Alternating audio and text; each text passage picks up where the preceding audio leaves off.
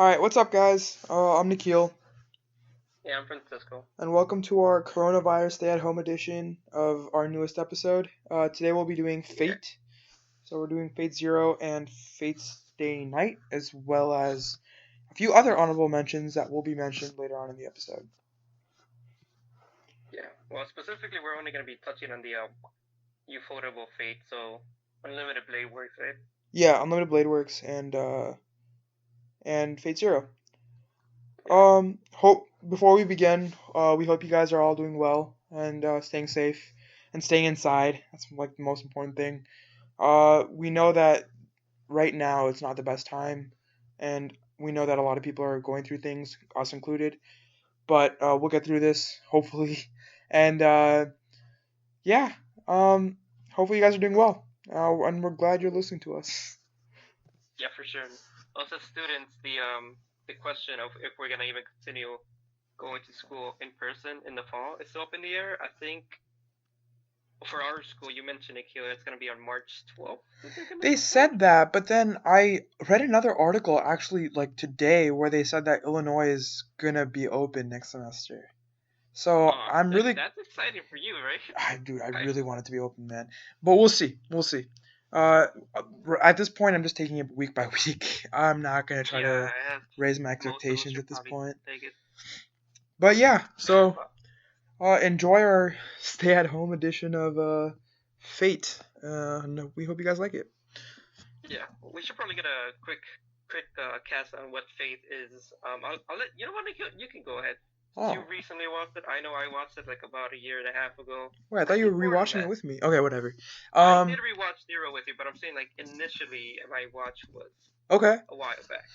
So my key takeaways of Fate. Fate is a very interesting anime in my opinion because the concept itself is very interesting. It pulls from ancient mythology and gets these really famous characters, aka like King Arthur, King Alexander, etc., Alexander the Conqueror, and they become superhero esque, and they work with these casters or like people who are involved in a gigantic war that it's not even that big, which is really weird.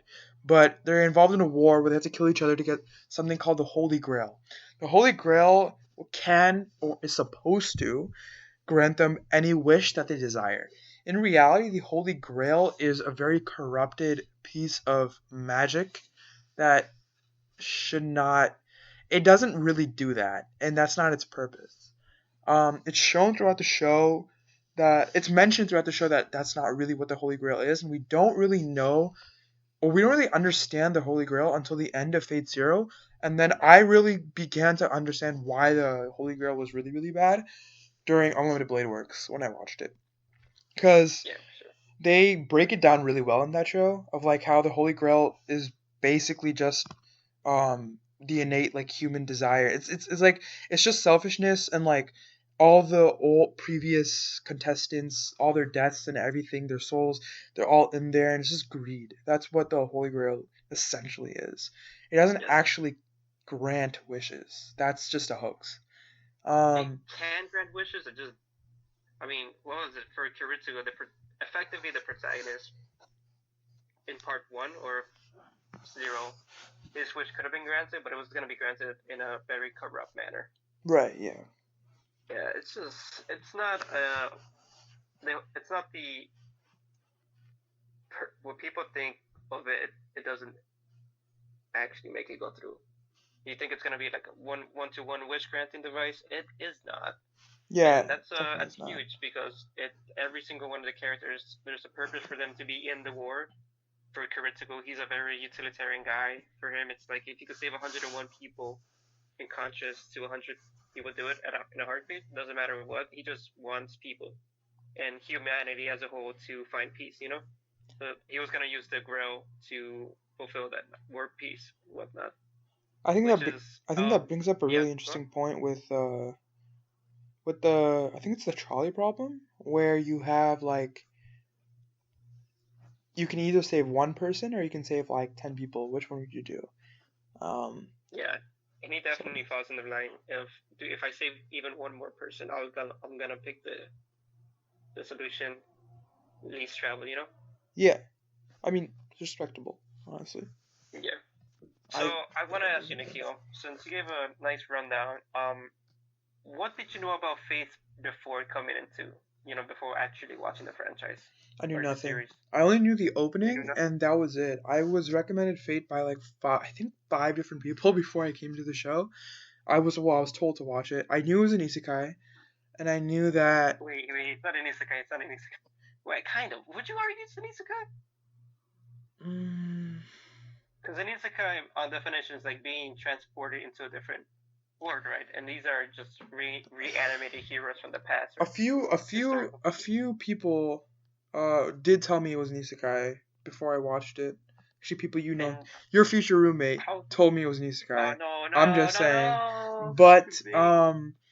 How do you feel? How do you feel? Does it meet the condition to be an isekai in your opinion? well, an isekai, you just said, right? The direct definition is when they're transported to another world. Technically, the mythological creatures were transported to another world. If you look at it from their Kind. perspective, it is an isekai. But obviously, we're not given that. We're given our perspective from different people. So it's not an Yeah. isekai. It's just like broad. In my opinion, it's just broad fantasy. Yeah, it's It's definitely fantasy. If it like in its loosely isekai, only in the fact that these are heroes from the past and or future or whatever, right? The only difference is that they still remain in our like plane, except that the time they're just placed from their time, which is kind of you can definitely argue that that's like 100% a different place in entirety, mhm. just like medieval back then is 100% different from modern society as it is now. But overall, I'm gonna go with it's not. And you said no, right? I Um, said no eh, because it all depends on perspective. Perspective is very and how important, would I you think. best describe it then? Now that you know it, I would just say it's a fantasy show. 100% fantasy. How similar do you think it is to something like Game of Thrones? Because I've heard people mention that if you like Game of Thrones, then Fate Zero would be a good show to watch. You would probably enjoy it. Actually, It has a lot of things similar to it. um, what's really similar to it is in Game of Thrones, the whole premise is like they're chasing a throne, right? They're chasing the throne of Westeros. Um, Yeah. in Fate, they're chasing the chalice. So, in my opinion, those really were the only two similarities because I felt like Mm-hmm. the actual concept of it was really different from Game of Thrones, The premise for sure but the is different. premise was definitely there. I think it's a very generic premise where like everyone's kind of fighting over chasing one thing. That's been Yeah, done in a lot of it's not like a only battle TV shows, royale. movies. Yeah, the whole concept of a battle royale is a very big thing. Um, so that concept is there, but I think it's actually pretty different from Game of Thrones. I don't think it's very That's similar. I like the fact that there's a different multiple players involved, and it's the fantasy aspect of it is usually, in addition to the lore, of course, is something that's similarities that I see when someone mentions Game of Thrones and Fate Zero, because they're both they're definitely fantasy. So if you enjoy stuff like that, you're probably the transition would be all right. And the magic system used in both is pretty soft. It's not too difficult to understand what's going on. I say that, but then again, what do you think about the magic system that they use? Like summoning, the lore is pretty deep, but the base of the grill summoning, choosing seven masters and then giving them seven servants from history, which are probably historical figures, heroes, conquerors, and whatnot, and then having them fight. I That's pretty actually simple to understand, right? Yeah, I kind of like I Or got that part, but what was really complicated was the magic. Because like there was a lot of yeah, aspects in the magic that you didn't really know. For example, the last fight in okay, this is a spoiler, but the last fight in like the last fight between the two girls in Unlimited Blade Works, oh where they yeah, got like where they like glowed up and they got like superhuman strength and stuff. I didn't really mm-hmm. understand any of that. Like it was the I feel like the magic like we the fate in general just touches like the surface, but doesn't really dive super deep into the magic because it focuses a lot more on the world and like the world On the building aspect of storytelling. it and the storytelling. Yeah. Yeah, for sure. Um, This goes back to the director of Fate Zero and the writer Geno Nobuchi. And originally, this goes back into the games themselves. Fate as a franchise originally was a visual novel, mhm, and it was published by Type Moon, right? mhm. And Type Moon has this expanded universe, and within that universe, the Fate franchise is a pretty small story into the main story.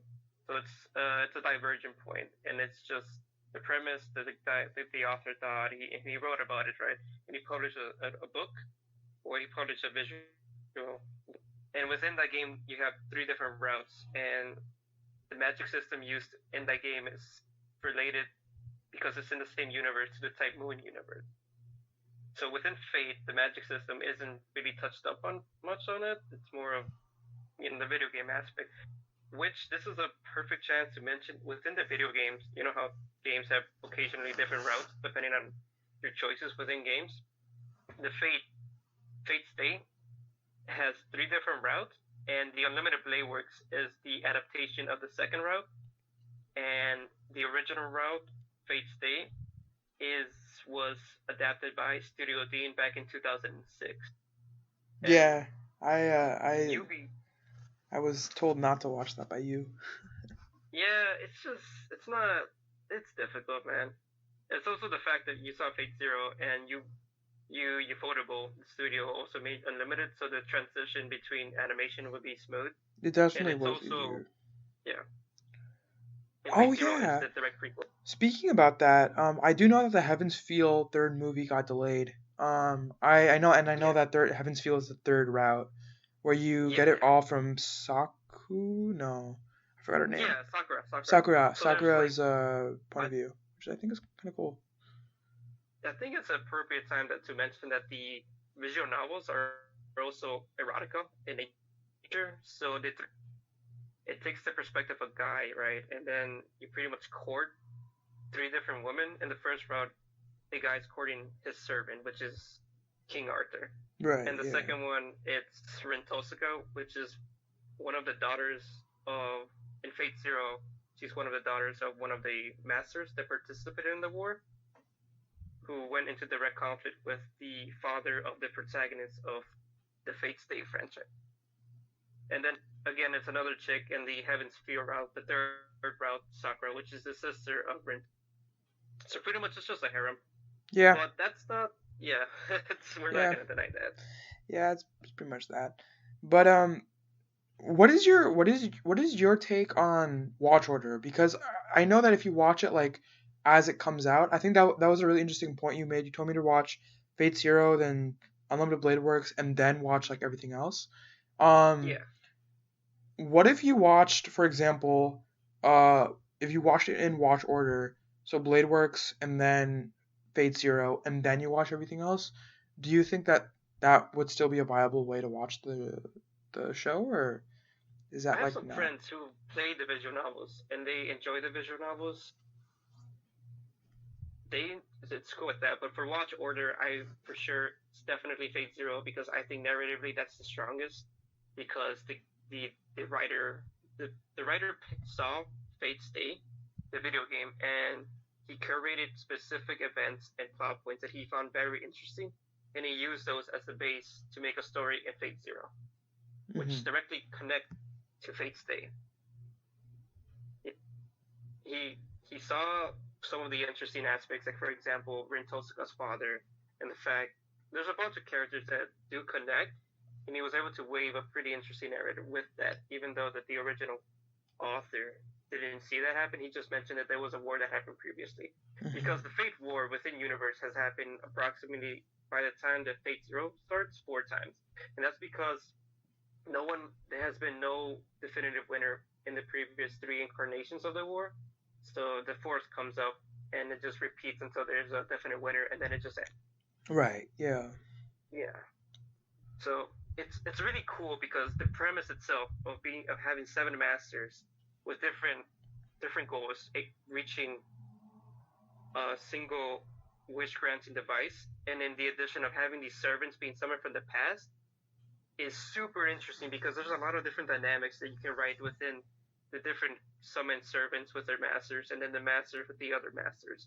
For example, Genno Robuchi, there was 3 kings that were summoned in the Fourth Force, so Fate Zero, and those 3 kings at one point met and spoke about their ideologies of what it meant to rule. Do you remember that engagement?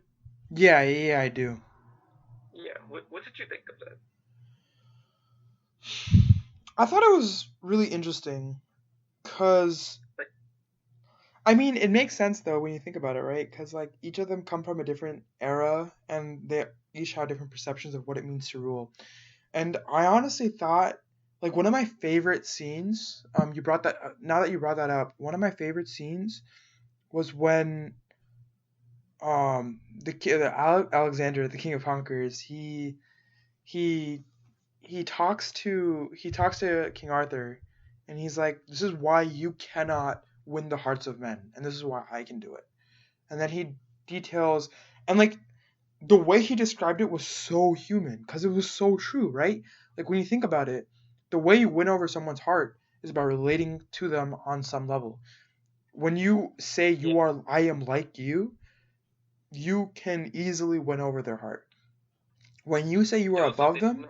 and when you have a clear rift in personalities and like just a clear rift in general between the other person or under your leadership, you're just not going to be able to connect with them well. If you can't empathize with your subjects or the people you're working with or the people under you, they're never going to listen to you. So I think it was really well put when the King of Conquerors was like, because the people under me listened to me, they followed me without any doubt, without any fears, and they did it because they had loyalty. But with King Arthur, that wasn't the case because she created a very obvious, like a huge rift between her and like so many other people, and it's shown by who Berserker is. Spoiler, I will not say who it is, but it's an important plot point, and Yeah. I think that it's very obviously shown, and I think it's a really good point that he brings up that at the end of the day, we're all human, and it's important to treat like the people you are with like that instead of either looking down upon them or thinking of yourself as higher. Yeah. King Arthur didn't. It was the fact that King Arthur was just almost a perfect king that it was difficult for her subjects. Yeah, In the end, King Arthur failed to protect Britain, and King Arthur's wish, is to go back to Britain to be able to redo what they consider to be their failure. right, exactly. But King Alexander, he wants to use the wish to be reborn so that he can conquer the modern society. So he doesn't want to redo what he did in the past. He wants to continue with his life, while the King of Knights, which is King Arthur, wants to want. It's weird because if you compare the King of Conquerors and the King of Knights, the King of Knights 100% cares about the well-being of their people a lot more than the King of Conquerors. But the King of Conquerors, Alexander, He won their hearts, man. their subjects, within the context of the story, loves him. And it was really cool and interesting. And his method of leading is that he takes what he wants, and he does so that his subjects envy him and they I, want to be him. dude, you know what the craziest thing about that was? Yeah, So man. I later actually did some reading on my own about Alexander because I was really curious about it. Um, and in real life, Alexander was exactly like that too. He was envied and feared, but he was also great. Um, when he conquered like almost like he went all the way to India, he was insane. And when I was reading about that, I thought it was really cool that they were able to include that really well in the anime itself, or they showed that really well with the King of Conquerors, where like they made it so like it's very obvious like his charisma, his like what he's done kind of propels him forward. And in Yep. history, it's shown that that was also the case with the actual Alexander, who once was alive. Which I don't know. Yeah, man. I think that was fantastic. That they played that out really well. It's 100% King Alexander. He and his master Waver are the heart of Fate Zero. Like 100%. without a Yeah, doubt, they were my favorite Fate Zero characters, is a hands very down. dark. I know, man, because Fate Zero is inherently it's a tragedy, right? It Like is. the guy you're following is not gonna get anything that he desires to happen to him. Dude, And that's why no it's one in that no show one. had a good ending. The only person who had a good ending was Waver, and that's it. Yeah, When you think about it, so it's like it was so dude. The waiver went into it because he wanted to be acknowledged, right? he wanted to be someone, and I think that's very Yeah, relatable. the dude came from like the magic school, and it was just known, and he stole the code from his professor who was going to participate in the war. He summoned Alexander, and he just wanted to be known because he's a low tier mage who doesn't have any potential, right? All he Exactly. has is theory. That's all he has. He just has theory, and he has a difficult time having that charisma. And he summons the perfect foil to himself, someone who just oozes out charisma, and he just learns from this guy. And it's one of the greatest scenes. Is at the end we mentioned within they were talking right. There was three kings who met that day. The king of conquerors, which is Alexander, the king of knights, which is Arturia, and the final king that we haven't really mentioned because I find it difficult, but a lot of people enjoy this guy. It's the king of kings, I don't like him, Gilgamesh. but It's yeah, man. But but like I did really enjoy he's his an final inherently moment. unliked Mhm. character though. He's not like Yeah, a he's not a he's not a bad character. It's he has just no empathy for humans though, for sure. yeah, and like see that goes back to the fact that like see they're all three of them have very distinct values in terms of they're really different and then the way they view the world are very different. And it's really what I think was cool was each of them kind of represent a like they represented three different ways to lead. Like the three main ways to lead, right? One was you are above everyone, you are God. The other one, and like everyone should subjugate to myself. The other one was empathize with your subjects so that way you can win their heart. And the other one was I will fight with you and I will die with you, but I will Yeah, not for care sure. about you. And I think it's really interesting that there was like three different like parallels of leadership. And obviously I feel like honestly for story reasons, yeah, King Arthur technically won ish, but the King of Conquer should have won because his right, like his way, I think was the most human out of all of them, or like it was the most fair. It was very doable. Yeah. Actually, I found a quote that I actually was looking for that had the envy thing. It's like a king must live a life more vivid than any other, and be figure for all to admire. The king is the one who collects the envy of all of his heroes and stands as their guide. Therefore, the king is not alone, for his will equals that of his followers combined. Which is Yeah, super. I thought that was really cool. Like he had the backing of like a millions of people. He was never Yeah, alone, his and that was really yeah sick. his noble phantasm. That's something else that we didn't mention, which is goes back to the magic system. all these all these heroes that get summoned have these like like their trump cards are called the noble phantasm, and they represent an aspect of themselves when they were alive. One huge thing on the Holy Grail War is if you want to win like any war, you need to have information, right? And one of the biggest informations that you can have on someone is the name of their summon hero, because with that you get a loads of information. You get to understand what kind of persons they were, in addition to what kind of noble phantasm they might have, right? Mhm. And King Alexander, his noble phantasm, he just took the person or whoever he's fighting, right, into this desert-like location, and with next to him is every single one of the people that followed him Mhm. when he was alive, and each single one of these people by themselves are qualified to be summoned as heroes within the war. So they're all at a point that they can compete with the best, and he just leads every single one of them. So it's phenomenal that his noble phantasm is he summons his army pretty much, and everyone that followed him through during his life. In contrast to someone like King Alexander, their noble phantasm is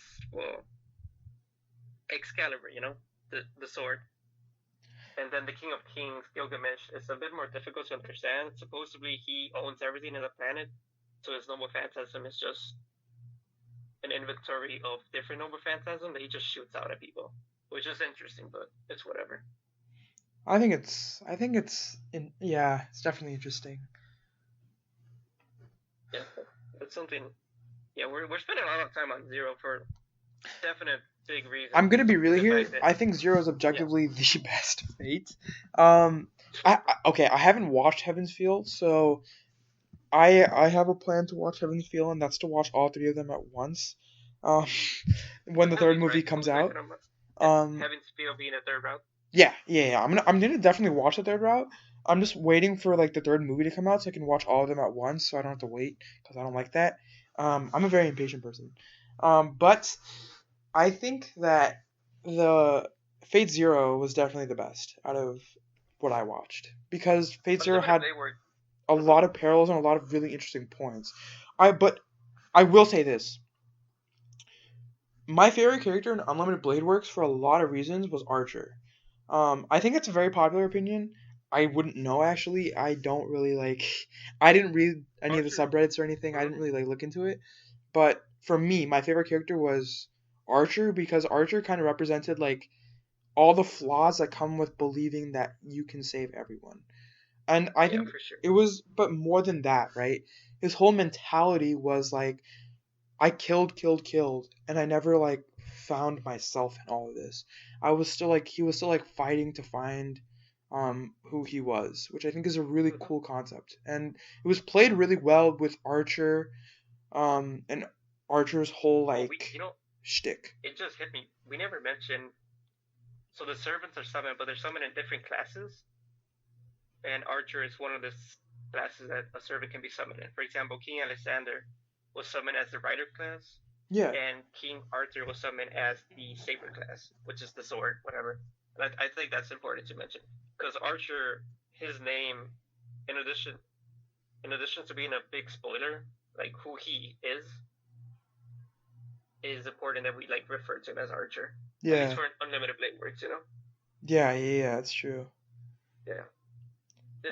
That's another thing. Gero Bucci saw the the protagonist of the Fate Stay in the original visual novel in the video game, whatever.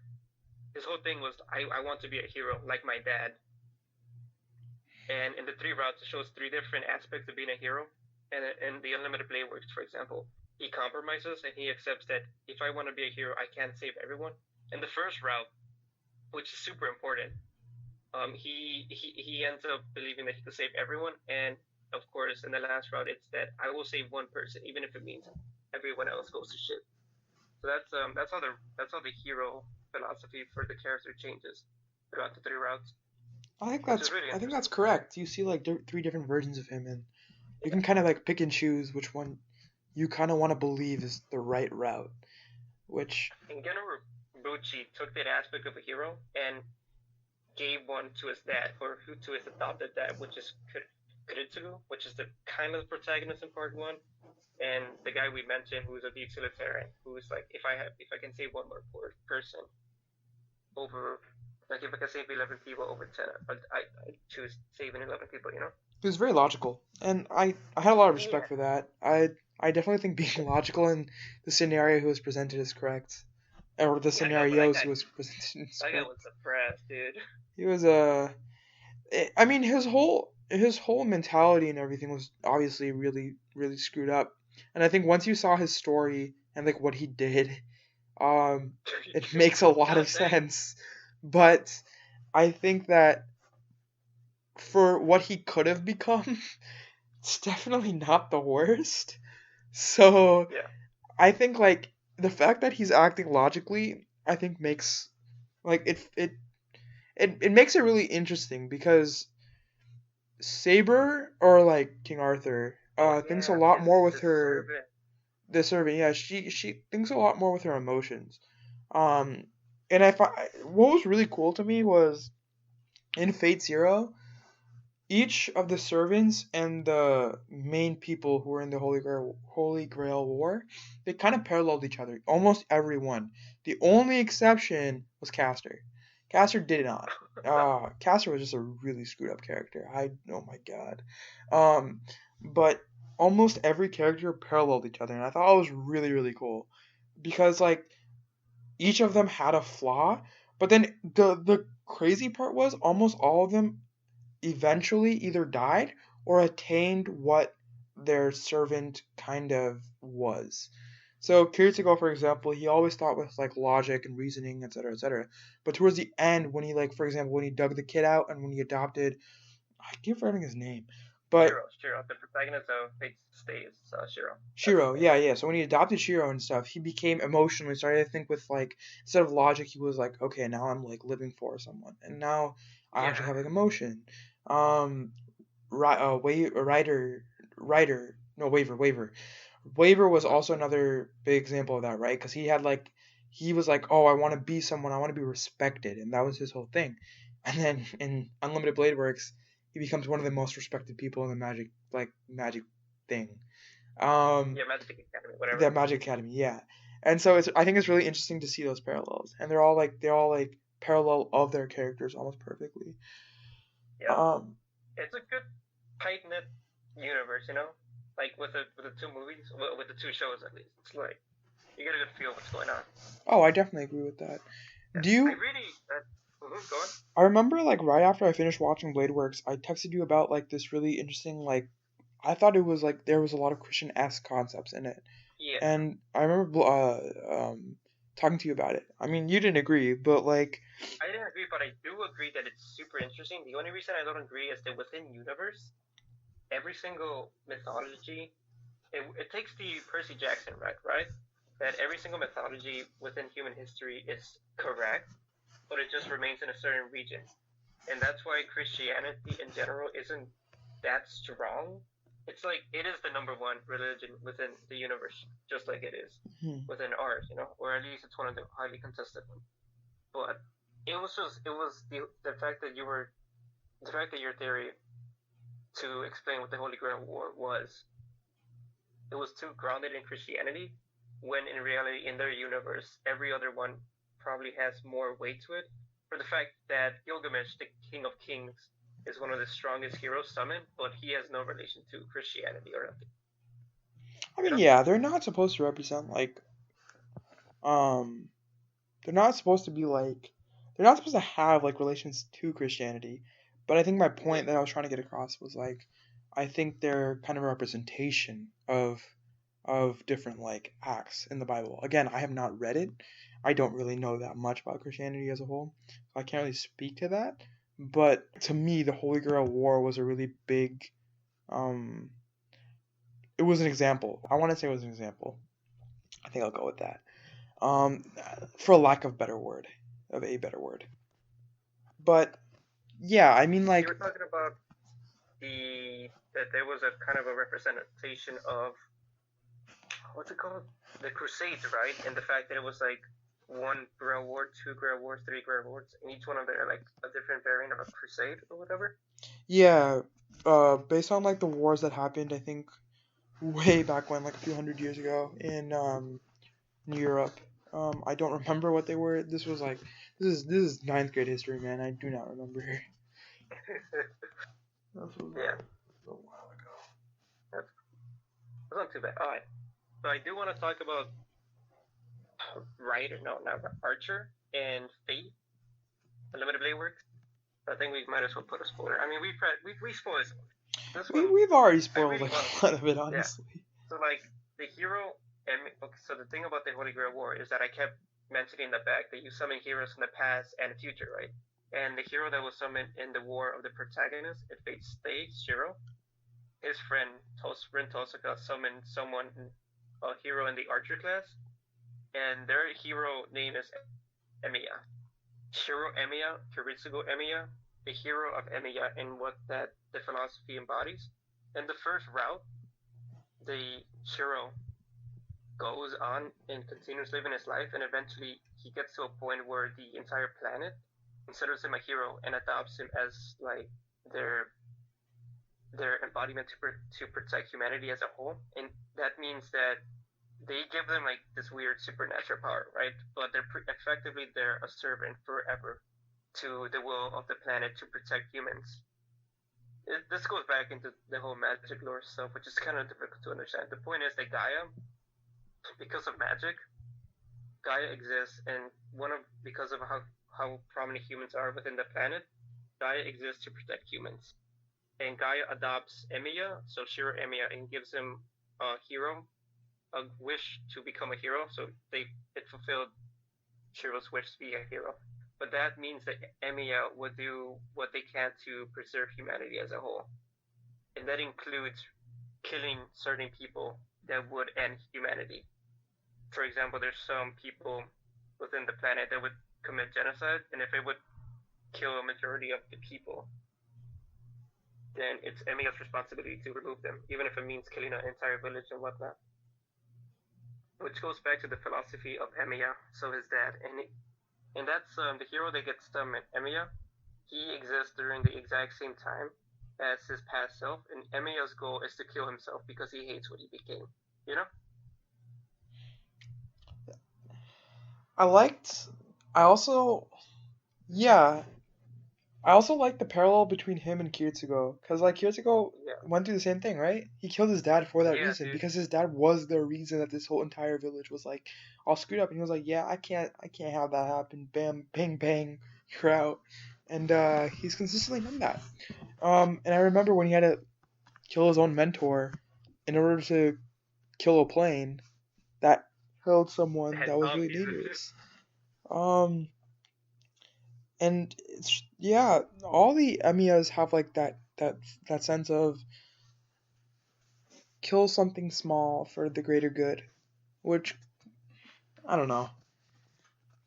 Obviously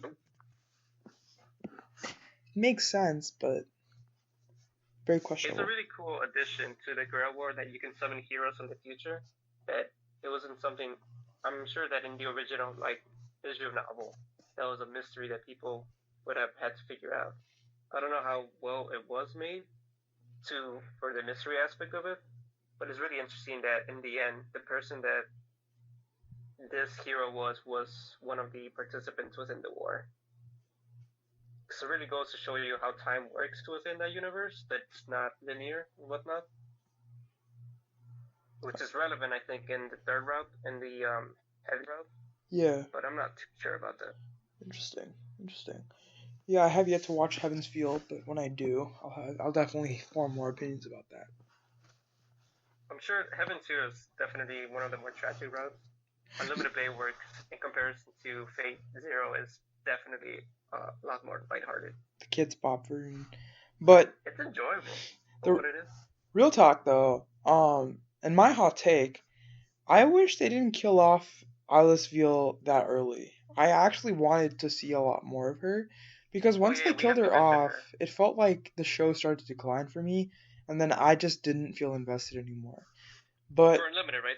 for This Unlimited, goes yeah, back to the fact that Gen Urobuchi picked different aspects of the show to introduce into Fate Zero. For example, Iris Veil in Unlimited or in the Fate Stay is the sister of the protagonist. So effectively, that's the daughter of the main character in the first part, yeah, who he ends up being unable to.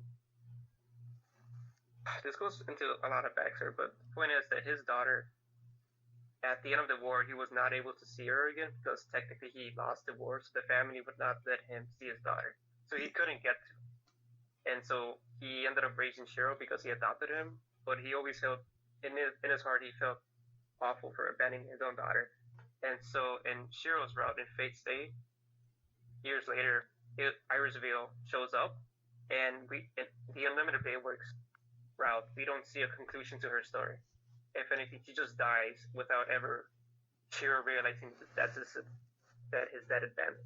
yeah. That really, Quote that kind unquote of got abandoned. under my skin, cause like every time she said like Oni-chan, I was like, dog, come on, just say something. Yeah, in that route, he never learned who she is. That's I'm not gonna lie, that was very frustrating for me.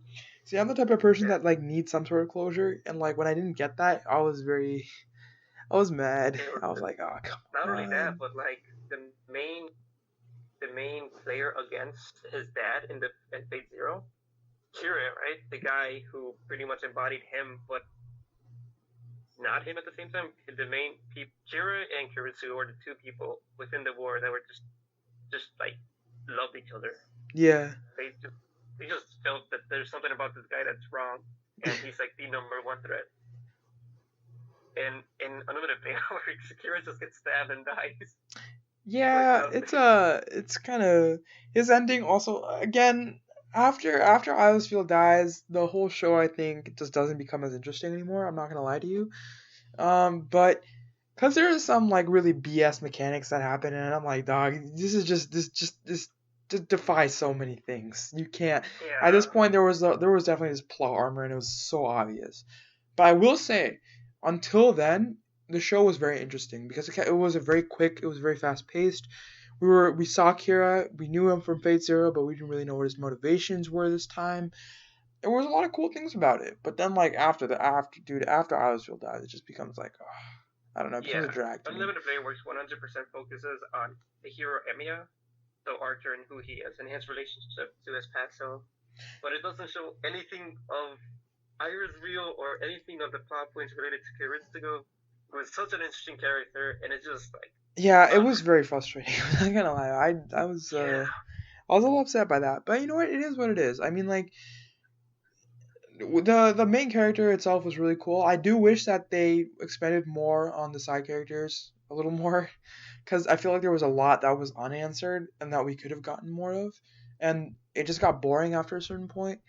yeah, So like Unlimited Blade Works definitely, I think, I'm not gonna lie, I think Unlimited Blade Works is still worth the watch just because you can see, like the story of Emiya progress. That was like my whole perception of what like Unlimited Blade Works was, right?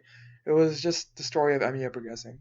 But I think that Fate Zero is just marginally better, just because it really focuses in on every character. So there's no one main character, and each character just feels so fleshed out. Like you really see why they do what they do and what they want out of life, with the exception of Castor, because Castor will always be a special case. But Castor still has a special place. You know, he's like the wild card. That was very important. yeah. I mean, I think that reflects with his character personality too, because like For sure. for every one of them, they were very concrete and grounded in what they wanted. Mm-hmm. But we just didn't know what Castor wanted until like the very end, Yeah. until he died. We One of just the requirements for the Holy Grail War is that they need 7 masters and they need 7 servants. yeah And by the end of no one has summoned a servant, so the 7th possession of the master was left empty. And the guy who ended up summoning Castor, which is the last slot, was a serial killer who found like some some magic tome of his family somewhere and just used it and summoned. Since he didn't have a catalyst to summon a specific hero, like some of the other masters, for example, Kiritugo had the Avalon, which is the sheath of Excalibur, so he used that as a catalyst to summon the King of Knights. But the serial killer who summoned Castor had no catalyst, so the Holy Grail War did their best to get a hero from the past who matched their personality. So yeah they summoned Bluebeard. yeah. That dude's really screwed Uh, up. I would advise not reading about him. I did, and I was like mentally scarred for life. I was like, how can Probably someone like one of the this worst exist? people I think who have ever existed, and I'm including like some pretty bad people in here. Would not recommend reading about him, but I mean, it made sense. It made sense for the Yeah, story. So I was like, yeah. That's something else interesting about Faith is that you can summon heroes in different times of their life. For example, Bluebeard, who was summoned as a caster, right? In the past, he was in arms with what's the French? oh, Joan of Arc. He actually, Joan, yeah, worked under Joan of Arc and um, was a, uh, was a, was a religious pious man. yeah, no, he was Joan of Arc's right hand man. Yeah, He was a big reason why they were able to win the war, and it was pretty crazy. But I mean, he's obviously a terrible person, so it's like, yeah. I think one of the aspects that Genrobuchi chose for him was that for the fact that Joan of Arc and King Arthur have a lot of parallels. yeah, they did. Bluebeard within the show thought that King Arthur was Joan of Arc, so that was his driving. Yeah, his But driving force, yeah, his yeah, motivation. Bluebeard is summoned in the end of the guy's life where he lost Joan of Arc, and so he considered that God abandoned him and whatever. So he Yeah, fell into depravity. but it's possible with the mechanics of the Holy Grail to summon Bluebeard before he fell into depravity. So during his more noble years, quote unquote, you know? Yeah, so like I think because you can play with like exactly when they summon. I Mm-hmm. think that's a really interesting thing that was definitely explored. I think more in Fate in Unlimited Blade Works than it was in Fate Zero. But yeah, it's pretty interesting. Yeah, for sure. So I think that's enough for that. There's another thing about when people ever mention Fate, right? It's difficult for anyone to get into it because of how large Fate as a franchise is. I mean, Honestly, I wouldn't.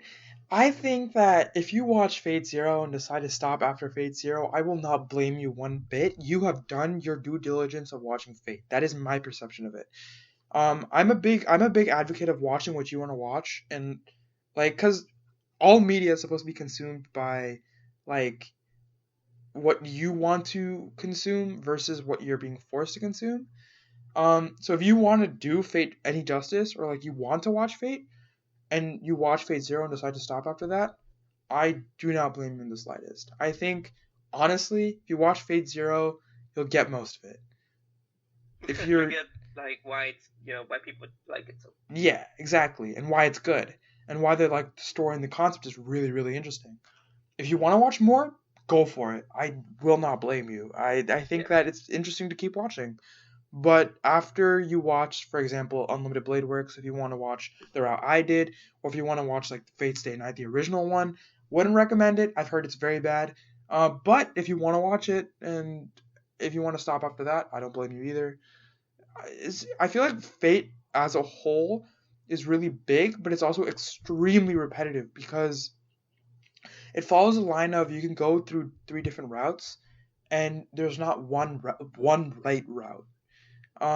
In the sense that, like, for example, if you can, instead of watching Unlimited Blade Works, you could watch Heaven's Field, and that is acceptable. You could watch something else. I think there were Fate Stay Night, Unlimited Blade Works, and Heaven's Field, right? You could watch Yeah. Unlimited Blade Works instead of the other two. That's still correct. You're not like missing out on that much. You can still watch Heaven's Field later if you want to, if you're still interested in the story, but you don't have to. Because there is like a Yeah. very finale conclusion esque feel after you watch Unlimited Blade Works. At least for me, after I finished Unlimited Blade Works, I felt like, okay, you know what? To me, the show is done. I don't need to watch more, and I felt like there was no need. And I think for a lot of people, it might be the same way, might not. I don't know.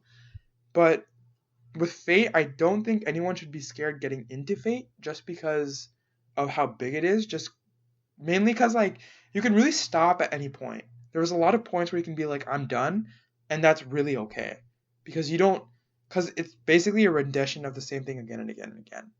And so it's For at least the Fate Stay 3 routes, but let's not forget that there's also a Fate Go game. There's a Fate at the Raxia, which is pretty much Fate fanfic. I think that's the one, yeah. which is another anime that came out a couple of years back. But I don't. It's the one with a Astolfo, by the way. If anyone's familiar, the dude like wrote a woman and said that's a guy. What the heck? Yeah, Fate. There's another one where the lead is Iris View, so Shiro's sister, and in that one they are magical girls who are collecting cards of servants. So the franchise itself is massive. The ones that we've mentioned are the bare bones, but Oh even I yeah. haven't gone There's super also deep like the into video this. game, isn't there? And that was like Yeah, supposedly canon and whatnot. Faith Go. Yeah. I mean, things are whatever, right? It's massive. It's just Personally, I big. mentioned that one of my favorite ones because I respect the author that's behind it. It's similar to the Genorobuchi event in which this guy saw Fate and he saw the premise and he's like, "Can I write something within your universe?" Right? He went up to them because it's copyright, so he can't write anything without asking for permission. Oh yeah, he got So permission. Genorobuchi, yeah, he got permission to write a light novel or to write a story with the premise of Fate. But another author who also really liked the premise of Fate, his name is Ryogo Narita, which I've mentioned in previous episodes. He's the guy who wrote Duvara and Bakano, whatever, right? He's really good at writing stories where you can say that the location that they're at is a character. Like the city itself is alive, and every single person interacts in a way that affects someone else within the story, in ways in methods that are not clear at first, which is the reason why this guy probably ended up deciding to ask if he could write a fate story is because there's 7 heroes, 7 servants, right? And they get summoned in a specific place, and then there's 7 masters to go along with those servants. So he's really good at writing that connection to people. I know that you didn't really vibe too well with Durarara or Bakano. I didn't, and I feel really bad because like I get a lot of shit for it. I'm not gonna lie. Not just from you. I I a lot of people that I've taught. One of my friends actually, I was playing Apex with some friends yesterday, and we were talking about anime, and he loves Bakano and Durarara, and so we were talking, and then I told them, yeah, I don't like Bakano, and they just started flipping out on me. So you shouldn't have said you don't like Bakano. okay, You didn't like the vibe. yeah, I told them like I just didn't resonate with it. I gave it a fair chance of up to I think what was it like 5 episodes. I just like I just couldn't keep going, and That's fair. I don't know. It's not for everyone. I think it's a very neat. It's not. It's like Western with like supernatural urban fantasy, and Yeah, it Bakano. can feel convoluted, especially with like Bakano, just because like each episode is from a different perspective, and then like in that it's like super confusing, but it all like comes together towards the end. I'm not a huge fan of those, just because like it feels like I really have to focus, like I have to like put all my attention on it, and that's kind of annoying. Um, I mean it's not bad, but like It's definitely. You mentioned that some of your friends like it, and obviously it has a following. People definitely there's something within it. I'm pretty sure like all my friends like it. I'm probably the only one who doesn't. You're the outlier. I'm pretty sure my my best friend, he likes it. The people I was playing with yesterday, they both like it. I don't know. I feel like everyone likes Bakano but me. So it's a weird situation to be in. The English dub, but if you're gonna watch Bakano, it has to be the English dub, dude. They have New Yorker accents. I've heard the accents are fantastic. I'm not a big fan of English dub. The only English dub that I would ever recommend is probably Fullmetal Alchemist Brotherhood, because I think the English dub for Fullmetal Alchemist Brotherhood is unreal. It's so good. So, but if I ever actually decide to watch Bakano, yeah, if I ever decide to watch Bakano, I'll watch it in English dub. Yeah, it's whatever, man. But I like this author, and he wrote a story of fate within the universe, which is Fate Strange Fate. Oh yeah, I really enjoy it. Hopefully, it gets an anime rendition, because I feel like narratively, this is another one of the strong points of the Fate franchise, which capitalizes very well on this and the author's experience of shows where he gets a location and then he writes the story through pretty much the character being the actual place. For example, Durarara has Ikebukuro over in Japan, and Ikebukuro is itself the character, and everyone that happens around there happens around Ikebukuro. And he's pretty good at urban supernatural fantasy, and Fate is a sub genre of that, effectively. It's probably in a couple years maybe we'll get an anime rendition of it. Who knows? I'm reading the manga right now. I enjoy very much. Waver, for example, is in this story. He was going to summon King Alexander. So his current goal as an adult is that he wants to meet his king again, right? He wants to meet Alexander. So he was gonna participate in one more war just so he could hopefully get his king and grant his wish to bring him back to life, right? But within this show, you mentioned like he's one of the most respected professors at the academy, and one of his students hears about the war and steals his garnet and goes to the war and summons the hero. That's pretty funny. So Waver takes a backseat and he's just over there freaking out because this student is one of the most promising students he's ever had, but he's difficult to deal with to the point that every other professor has given up on him. Except him, of course, you know? Yeah, that's kind of interesting. I'm going to take a look at that. Yeah. The story itself is... I'll watch everything. I'll watch the author... It happens a couple years later for this war, and the premise for this one are, like... The idea is it happens after the Guerrilla War of Shiro and whatever, right? The fifth one after the fifth one, so technically it's the sixth one, but it doesn't happen in Japan like the rest of the ones. This one happens in America, and that's because America during the Third War of the Holy Grail War noticed that this was a thing, and they replicated it, right? Initially, the goal of the Grail War is to use the Holy Grail to grant a wish, right? But America saw, and as America does, they saw that the servants are the star players within the war because they're a nuclear class kind of weapon, right? So they replicated the war only so they could capture the servants and use them as weapons. Yeah, I find that kind of funny. That's so America. Super funny. It fits so well, but they couldn't. The Grail chooses servants or masters themselves, right?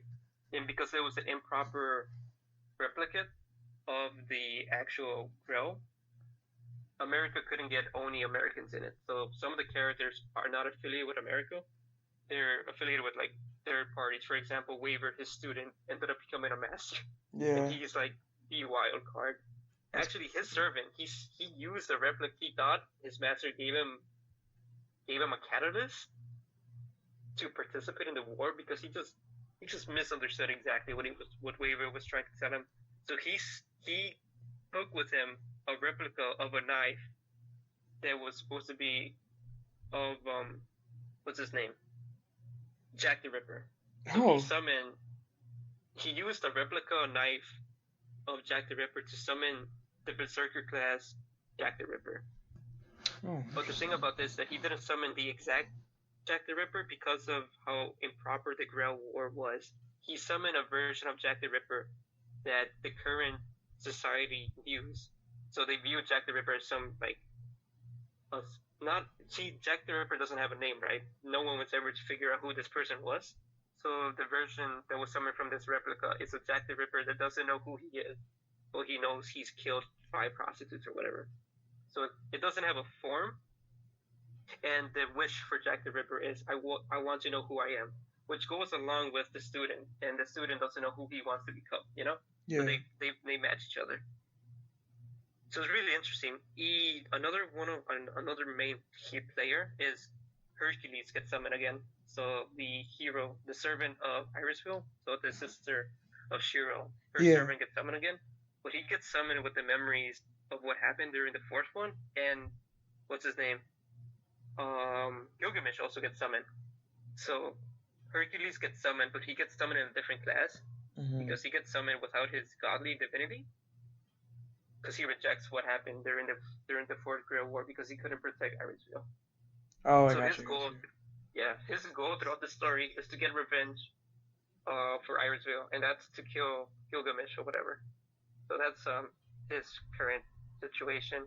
It's interesting the kind of servants that authors can just pick and write stories about.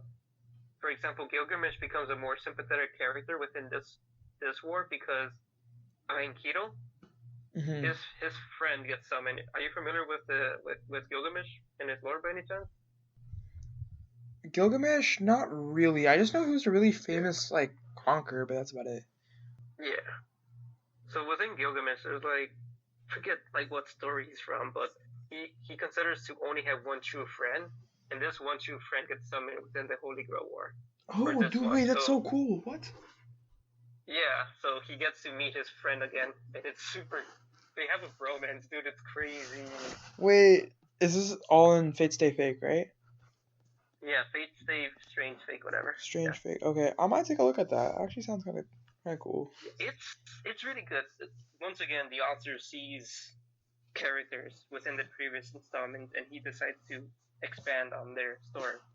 And Gilgamesh gets kind of a resolution to what he was back when he was human, you know? Yeah, I see what you're saying. Because he gets to see his friend again. Yeah. And you get to see him laugh and enjoy himself and not hate everything around him. That's really cool, actually. I like that. Yeah. There's a lot of interesting things. I mean, if you can, the manga updates sporadically. It's not even close to finishing, and only recently was the 7 master. Oh, it's not. It hasn't been animated yet, right? Nah, dude, it might be animated 8 years from now, man. That is very unfortunate. There's no news about it. Hell, it might not never be animated. Who knows? I mean, Fate as a franchise is massive. Yeah, it's right? really And big. it's a cash cow. There's a lot of money people can make from it. Oh yeah, because you can keep, in theory, you can have the story like just go never ending if you really Yeah, I know, wanted right? to. I think like it plays on like that trope like so many anime are doing now. Like Tower of God, for example, could go never ending. Tower God's pretty good, but But yeah, Fate could definitely just keep expanding. There's so much you can do with Fate's a it. massive fan base. Yeah, there's a huge fan base too. I know a lot of people, dude. A lot of people are just like are obsessed with and like just drool over Fate, which like I get why, but like I don't know. I think the anime is good for what it is. I think the story is fantastic for at least Fate Zero. I think that the concept was so cool, but it really does get repetitive, and that's like I think what it suffers from the most. Yeah, And small doses is pretty good, you know? That's yeah, why I've decided that Fate Zero, Fate Stay, whatever the three routes, and then this Fate, the one written by Ryogo Narita, in my opinion, are the only Fates that I'm gonna consume. yeah. I don't know if it's actually worth consuming all the rest. It's also a big time commitment, so it's like I don't know if it's worth it. I know while I think last season a couple of Fate stories from the game, so Fate Go got animated. And supposedly those are good, but honestly those are for like the hardcore fans. Like I'm not gonna watch an advertisement for a goddamn mobile game. Yeah, I'm not trying to do that I'm either. good. I have Yeah. I have Kakushigoto and yesterday to watch instead.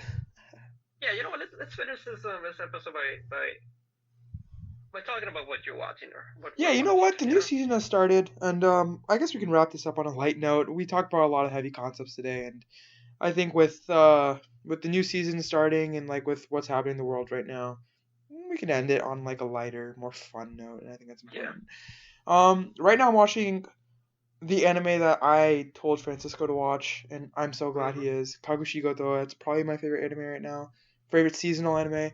It's about a dad and a daughter. It's about a single dad and his wife, I think, has passed away. We don't know why. We Yeah, don't know how. highly implied. It's not super like apparent, and so it's about him raising his daughter, and it's one of the sweetest and most like it'll make you cry laugh, it'll make you like tear up, but it'll also make you like die of laughter because it's really funny, but it's also like really really emotional. It's the perfect blend of the both.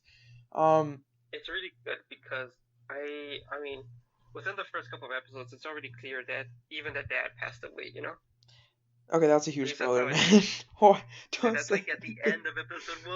I know, but still don't say anything. But Nah, it's good. that was Spoilers. a huge You never spoiler. said Whatever, what? whatever. All right, it's a really good one for It's that it's exact it's reason. it's It's really good. bittersweet. If you've watched Asobi Asobase, it has a lot of like it's very very similar in terms of animation. So it has like very like light, really like up like bright, bright and like really really bright animation. So it's like it's very fun. Like you can tell it's fun. Um, well, we're all I think you know what I'm gonna say we because I think we're watching the same exact shows. Yeah, We're I'm trying to watch most of the things you're watching. I think the only thing that you're watching that I'm not and I will start watching soon is Glepnir, but we'll talk about that later. That one's Um, goddamn. we'll talk about it later. That one's difficult. I think we're also watching Yesterday, and Yesterday is so good. It's just Girl is a whole vibe. Oh my god!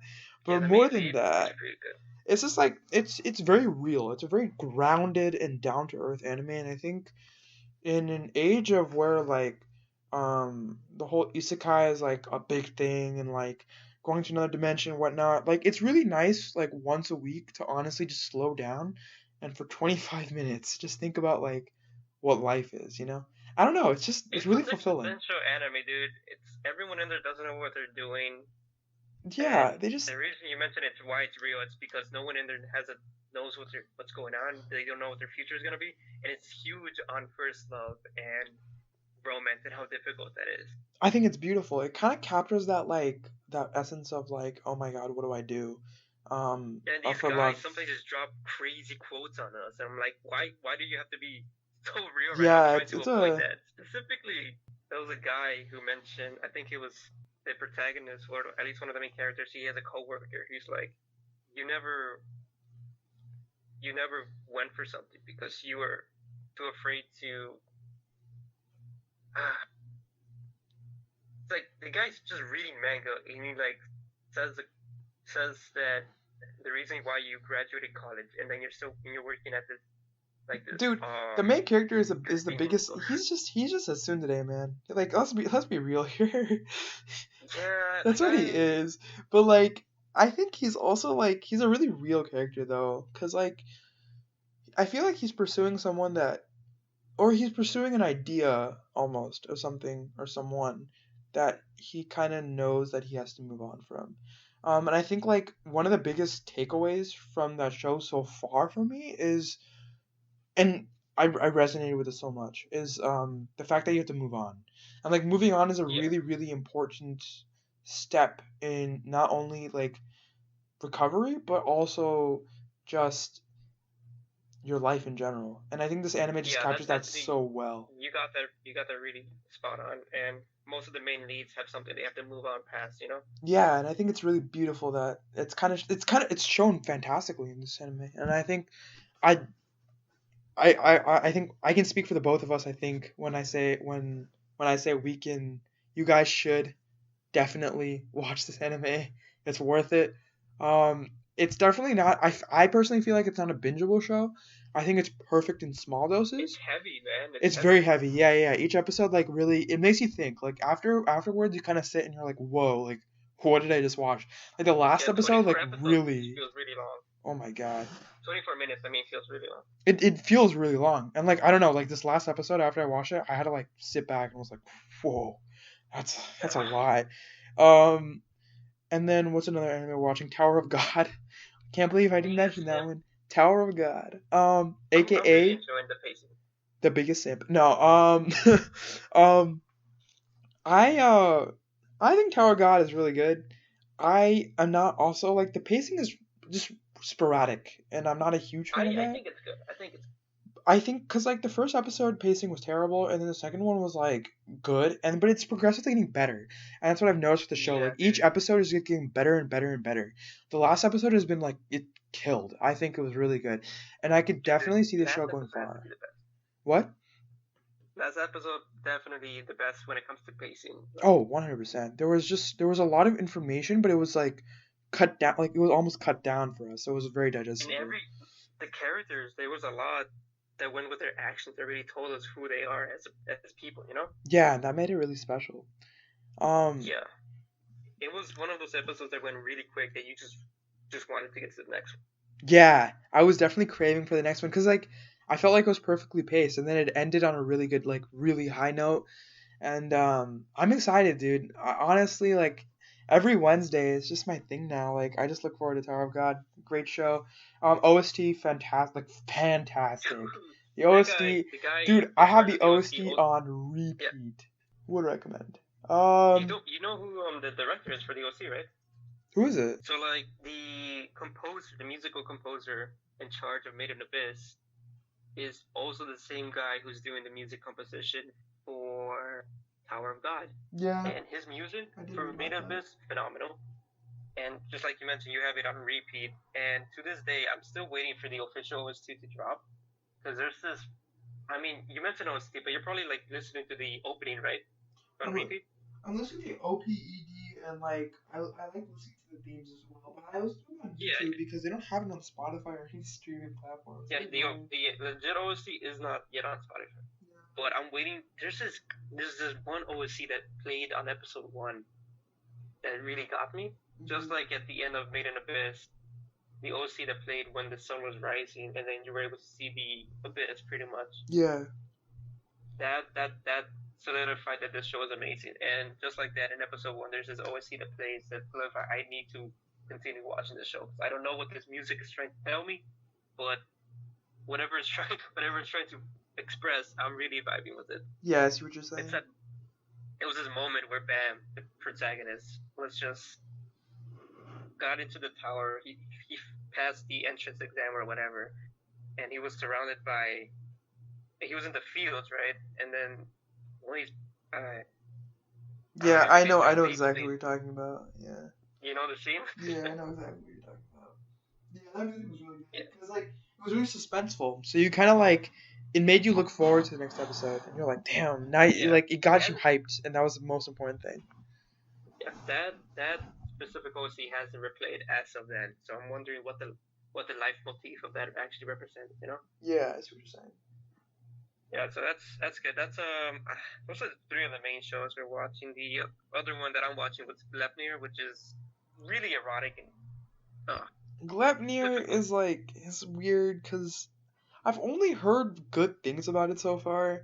I want to watch it. Oh I well, Francisco not watching this. I'm watching Kaguya-sama season 2. Like literally everyone else. I feel like great. Honestly, season 2 is a killer. I think that they're killing it. I think it's much better than season 1. That's my hot take. I think that Yeah, season 2 I is saw really good Kaguya so far. season one recently. I keep forgetting to watch it. I should get on it. I'm gonna be real here. I think Kaguya is great, but I think it's a show that like, and it's very easy to binge. But also like my advice is to like watch the first season and like not everyone will agree with this. Most people won't. But I found this to be nice, and I think you should try it if you want to. Watch the first season and then take a break, and then watch the second season because the way the show is, it can just be too much sometimes, and you might get burnt out really quick. It's a really unique show. I It is, love yeah, the rom com. The author is really smart, and the yeah. characters themselves aren't stereotypes. They're their own archetype. They fit very well. Yeah, no, for sure, good show.